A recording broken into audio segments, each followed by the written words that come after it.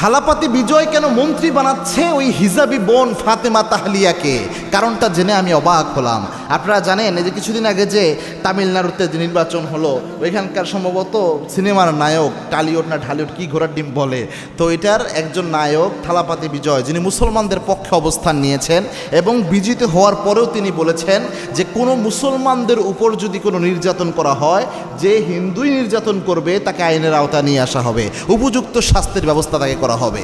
এই অ্যাক্টিভিটির জন্য, এইভাবে সকলের পক্ষে কথা বলার জন্য এবং বিভিন্ন সময় তিনি মসজিদগুলোতে অংশগ্রহণ করেছেন, ঈদের নামাজে অংশগ্রহণ করেছেন, মুসলমানদের ধর্মীয় বিষয়ে বিভিন্ন জিনিসে সে গিয়েছেন। তো এই অ্যাক্টিভিটিগুলোর জন্য তাকে মুসলমানরা ভোট দিয়েছে এবং এই ব্যক্তি একজন ওখানে মুসলিম হিজাবি বোন, যেই বোন একরকম হিজাবের জন্য যুদ্ধ করেছে, সে বলেছে যে আমি হিজাব ছেড়ে রাজনীতিতে যাব না, এই হিজাব নিয়েই আমি রাজনীতি করবো, এতে আমি জিতিবে হারি, তবে আমি হিজাব ছাড়তে পারবো না। এই বোনেরকে কেন মন্ত্রী বানালো? এটা কারণ হলো ওই ব্যক্তি ওইখানে হয়তো তিনি মুখ্যমন্ত্রী হতেই পারতেন না যদি এই বোনের দুইটা আসন তিনি ছেড়ে না দিতেন। মানে থালাপাতি বিজয়ের বিজিত হওয়ার জন্য নাকি দুইটা আসনের প্রয়োজন ছিল জয়ী হওয়ার জন্য, যে দুইটা আসন তার শর্ট ছিল। পরে ফাতেমা তাহলিয়া, আমার যে প্রিয় বোন, এই বোন তিনি তার পক্ষ থেকে, তার দলের থেকে দুইটা আসন এনার জন্য ছেড়ে দেয়, কোনো নিঃশর্তভাবে, কোনো কথাবার্তা ছাড়াই, দ্রুততার সাথে, যার কারণে এই ব্যক্তি তখন এখানে জয়ী হয়ে যায়। এখন তাকে মন্ত্রী বানাচ্ছে এবং ইনিও মুসলমানদের পক্ষেই কাজ করছে। দেখেন, একজন সিনেমার নায়ক হয়ে ওই জায়গায় তিনি মুসলমানদের পক্ষে যেমন মানে অনেক জোরে সোরে বক্তব্য দিচ্ছেন, আমাদের অনেক মুসলমান নেতাও এখানে এভাবে বলতে পারে না ভয়ে। আবার বাংলাদেশের তো দূরের কথা, আপনার ইন্ডিয়াতে প্রভাবশালী কয়েকজন সিনেমার নায়ক কিন্তু আছে।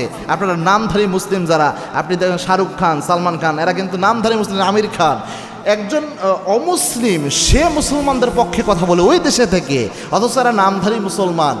এদেরকে জীবনে দেখবেন না মুসলিম নিধনের যে বিরুদ্ধে অবস্থান, এটার ব্যাপারে তারা কোনো বক্তব্য দেয়। তো এদেরকে কোন ঘোড়ার ডিমের সুপারস্টার বলেন। এগুলো তো মানুষকে চরিত্র হন্যের দিকে নিয়ে যায়, মানুষের ইমান নষ্ট করে, মানুষকে জাহান্নামের পথে রাখে।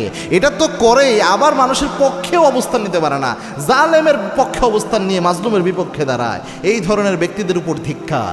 এবং যে দলই করুক, যে অবস্থান থেকেই থাকুক, সে যদি জালেমের বিপক্ষে দাঁড়ায়া যায়, অবশ্যই আমরা তাদের পক্ষে কথা বলবো। এবং কি এটাই হচ্ছে ইসলামের নীতি। আল্লাহর হাবিব সাল্লাল্লাহু আলাইহি ওয়াসাল্লাম বলতেন, উনসুরা খাকা জালেম ও মাজলুম, তোমার ভাই জালেম হোক মাজলুম হোক, উভয়কে তোমরা সাহায্য করো। সাহাবায়ে কেরাম প্রশ্ন করেছিলেন, ইয়া রাসূলুল্লাহ, মাজলুম ব্যক্তিরে সাহায্য করা যায় এটা বুঝলাম, জালেমরে কেমনে সাহায্য করব? আল্লাহর হাবিব বললেন, জালেম যেন জুলুম করতে না পারে, তার জুলুমের হাত ভেঙে দাও, এটাই হচ্ছে তার জন্য সাহায্য। তার জুলুমের হাত ভেঙে দাও যেন সে আর জুলুম করতে না পারে।